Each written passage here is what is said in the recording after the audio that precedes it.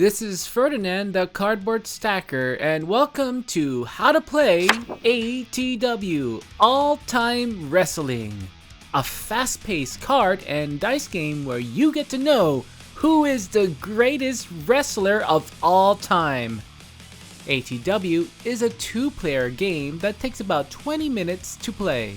Expansions to the game make it playable with 1 to 4 players. This is published by Cation Arts and designed by Mohamed Al-Qadi and Jad Yamine. For the first time ever on my channel, I'd like to introduce my special guest and co-designer of the game, Jad Yamine. Hello! Who will join me in the video and help me explain the rules. This is a learn in a turn video where you learn as the game plays, in a turn or two or as many needed. We divided this video into chapters.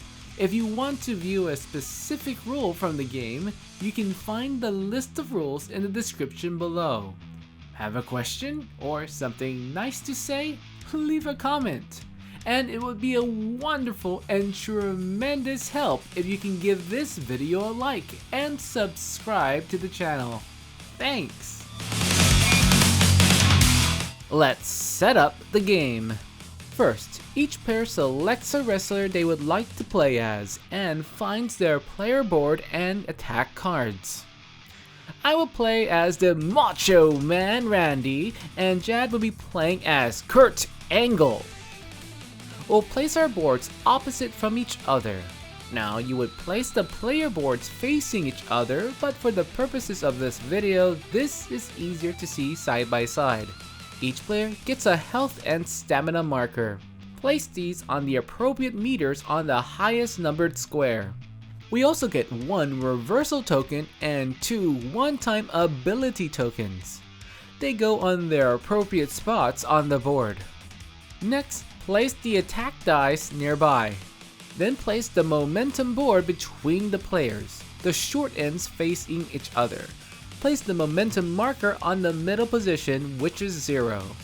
Next, we select 5 attack cards from our wrestler, and which will make up our starting hands.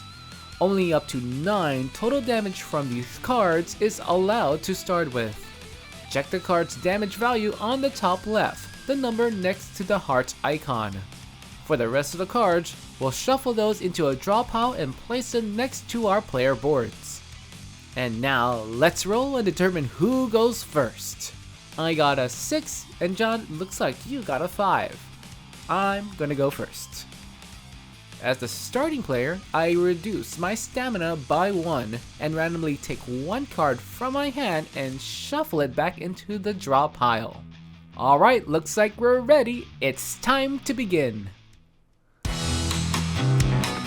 The objective of the game is to score a pinfall. To do this, you use attack cards on your opponent to take down their health. The lower their health, the easier it will become to score a pin. Your opponent gets 3 kick-out attempts to get out of a pinfall. If they aren't able to, you win and become the all-time wrestling champion.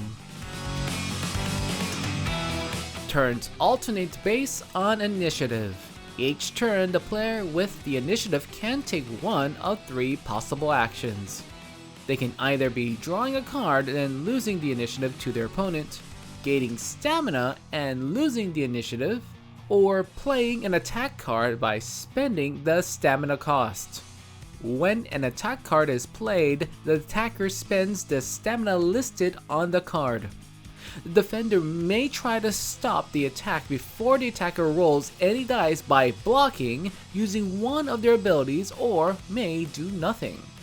If the attack isn't interrupted, it is followed by a dice roll, and if the result is successful, damage is dealt. Attacker gains momentum, and the attacker can trigger 1 offensive ability.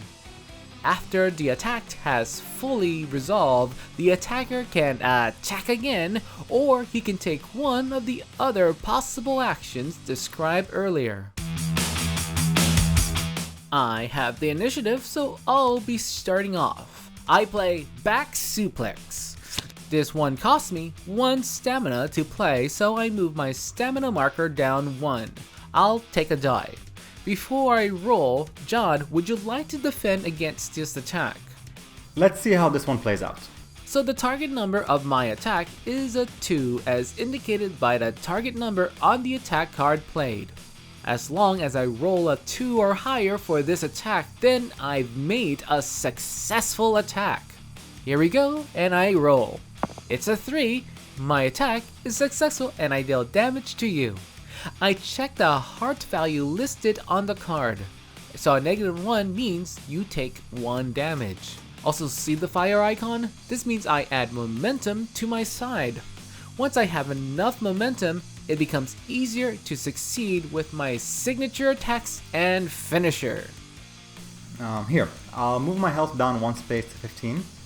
So after every successful attack, the defender always gets compensated either by 1 card or 1 stamina. Yeah. My stamina is maxed out. My hand is also at max with 5 cards. But I can still draw, then I'll pick a card to keep in my hand and I'll shuffle another card back into my draw pile. Well, after you take your defender compensation, my offensive ability window opens. There are so many things I can do here, like chaining a combo or taunting you. But I can only pick one thing, and in this case, I'm going to activate my one-time ability, Macho Madness. First, I spend a one-time ability token for it. This lets me gain 1 stamina and 1 momentum. I'm done with my attack for this turn, and I still have the initiative since this attack was successful. I get to attack again, so here we go. I play knee to the back. I spend 1 stamina for this. Do you want to defend? I do this time. I'll use my permanent ability, the King of Counters. This is an ability I can use as many times as I want during the game, as long as I can spend the stamina for it. I spend 1 and I roll a die. If it's a 6, then I get to take the initiative. It's a 4. Bad luck. Alright, go ahead and roll. Here goes. I need a 3 or higher. It's a 3 again.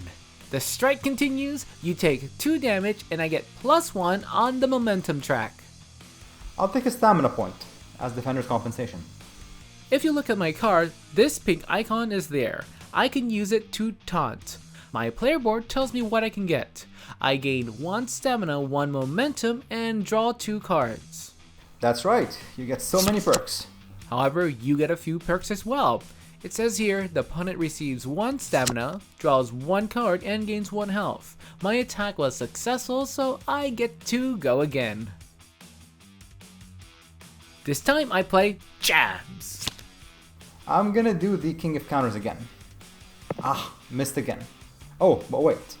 This is your 3rd attack. What are you saying? So if you play 3 attacks in a row that deal 2 damage or less, I can block by spending 2 stamina. Wait, you can't use another defensive ability again, can you? Yes, I can activate another defensive ability. In fact, there are no limits on utilizing multiple defensive abilities when one of them fails to regain the initiative. So I'm going to block your attack. To do that, I spend 2 stamina and I also gain the initiative. Your attack is cancelled, and the attack card you played gets shuffled back into your draw pile, and you draw a replacement for it. I didn't see that coming. Now, I play European Uppercut, punches and double leg takedown. Just wait a second, 3 cards? You can't play 3 cards. I'm doing a rampaging attack. Here's our first advanced rule. Cards with this icon can be played as 1 attack. The cost of doing so is 1 less than the sum of all the cards in the rampage. So the total is 3. I only spent 2. Do you want to defend? Well, I like to see this one play out. Well then, here we go. So I played 3 cards. I'm gonna roll 3 dice. And then I assign the successes as I see fit. In this case, let's say the European Uppercut and the double leg takedown were successful, and the punches failed. As a result, you lose 2 health, and I pull the momentum 2 points towards my side. Nice attack, but ouch! I'm gonna draw a card for that. Defender's compensation. Since I assigned a success to the European Uppercut, and that card has a taunt icon, I'm gonna use it. So I gain 1 stamina, 1 momentum, and I draw 2 cards. And I still have the initiative. I get 1 stamina, 1 card, and 1 health. Instead of attacking, I can draw a card and lose the initiative. So I will do that. Initiative is yours. I'm still going to attack. I'm going to attack with Diving Elbow Drop, my finisher. Would you like to defend? I don't. I don't think you will roll a 6. I roll and 1. I failed this attack and now you have the initiative. Guess I have to discard it too. Only successful attacks get discarded, unless they're part of a rampaging attack. Also, this is your finisher card. It doesn't go to discard pile ever. In either case, what you would do here is you would shuffle this card back into your draw pile and draw a replacement. Since your attack failed, I'll get the initiative. Now, I'm gonna play another attack. Clothesline. I'm going to use my brass knuckles to try to stop you. It's a one-time defensive ability and I will spend this token to do so. Cheeky. Your ability can be countered though, if I roll a 5 or higher, or if I spend my reversal token. I'm gonna try a roll, and it's a 5. I counter your ability, and my attack continues. This time, I deal you 2 damage, and I gain 3 momentum. I took damage, so I gain 1 stamina. My attack was successful, and it has a recover icon, which works just like a taunt. So I'll gain 2 stamina and draw a card. I get 1 stamina, draw 1 card, and 1 health. Now I get to attack again. Here, leg scissors. Not by my watch. I use reversal. I spend 2 stamina to use it. I also discard the reversal token on my board. You lose 2 health, I gain 2 momentum. Your attack gets shuffled into your deck and you draw a replacement. Let's start with this. Body Slam. I spend 1 stamina. Do you defend? I'm still going to use my King of Counters ability. Nope, it failed. Go ahead. My attack deals 1 damage and I gain 1 momentum. I got damage, so I'll gain a stamina. Since my attack succeeded, I'm gonna do a combo. This is an advanced roll. Yes, it is. Doing combos let me get a small bonus for each upcoming attack. The next card I must play must match the symbol and colors of the bottom right of the card. Body Slam's right symbol is an orange circle. If I want to combo, the next card I need to play is a card with an orange circle on its left side. Remember, if you choose to combo, this is your ability during your offensive ability window, which means you cannot trigger pins, taunts, recovers, or player board abilities that might apply after a successful attack. Gotcha. Hairpole Hangman has the exact symbol, so I play it and spend its stamina. A combo can still be defended against. I'm good. Alright, here goes. You take 3 damage plus an additional 1 damage for a circle combo follow-up, and I gain 2 momentum. I'm going to do another combo. I need to attack with a green square card this time. You did damage to me, so I'll get a stamina. And here's Diving Double Axe Handle. Can you block this attack? I could only block using stamina if each of the attacks deals 2 damage or less. Your attacks have been doing 3 damage. Well, it works for me. Let me roll. I roll a 3. Oh no. This is a square combo. When you pair these up, the attack target roll is lowered by 1. So your attack is in fact successful. Amazing! My attack succeeds! 3 damage to you and I gain 3 momentum.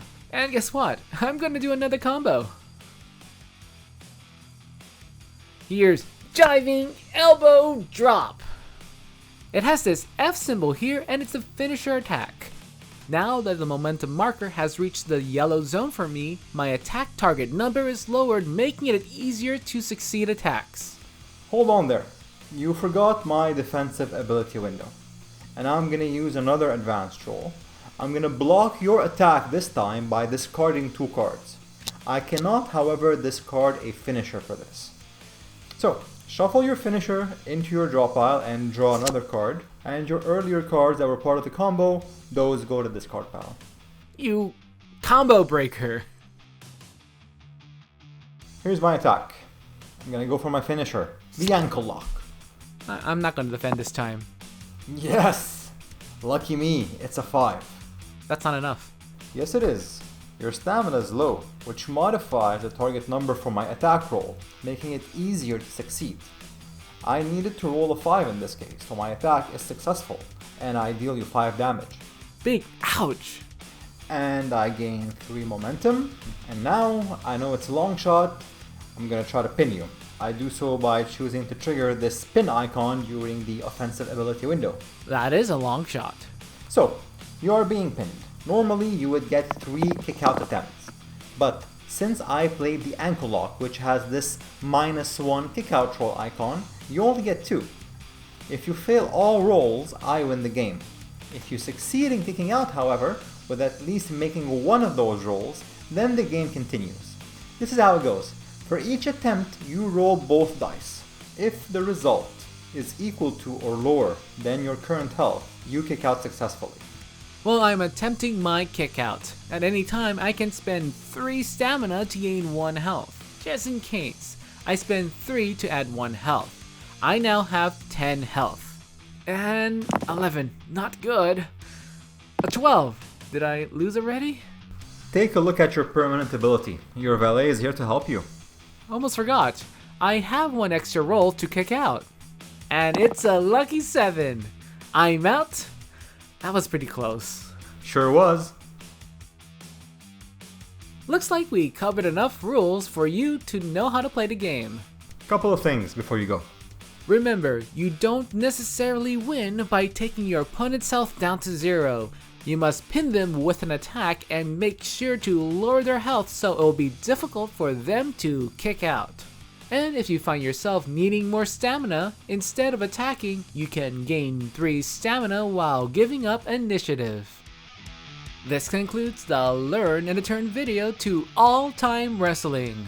If you'd like to know more about this game and others, please visit alltimewrestling.com. The Cardboard Stacker likes to thank the designers of the game for sponsoring this video. I also like to thank Jod for joining me in this video. And I'd like to thank you for watching.